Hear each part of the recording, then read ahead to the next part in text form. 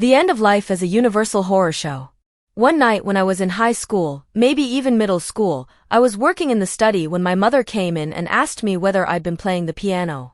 Only the two of us were home, my father and sister were both out. I did often play the piano in the music room, really just a hallway, adjacent to the study, or listen to classical music while I worked, but I hadn't been that night, and said so. Mom appeared to me to be weirded out.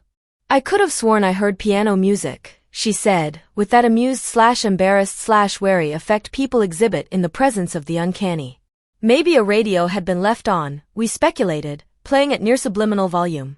I helped her search the house, looking for the source of this alleged music, but we found nothing. Mom was so adamant about what she'd heard that it became a family story, one of our go-to anecdotes when we'd gang up on and make fun of each other, the night Mom thought she heard piano music. Mom always told this as a ghost story. She believed the 200-year-old stone farmhouse where we grew up was haunted. Mom lived on there for decades after my sister and I had left home and our father had died, and she told us she heard strange things there sometimes.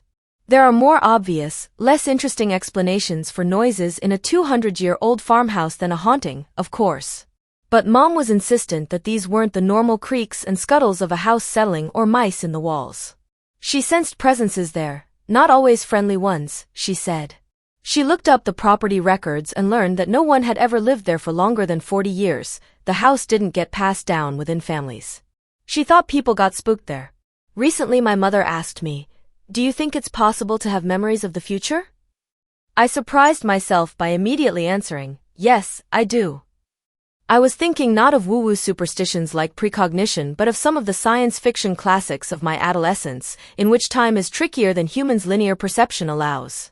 It's not just the visionary wackos who make for good SF writers who are skeptical about time's stolidity. Albert Einstein said that past, present, and future are only a stubbornly persistent illusion. When I read Mom this quote, she asked me to write it down for her.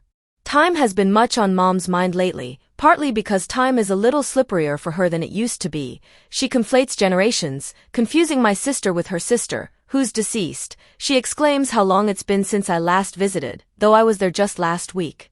I've been reading her Thomas Mann's The Magic Mountain, a novel much preoccupied with time.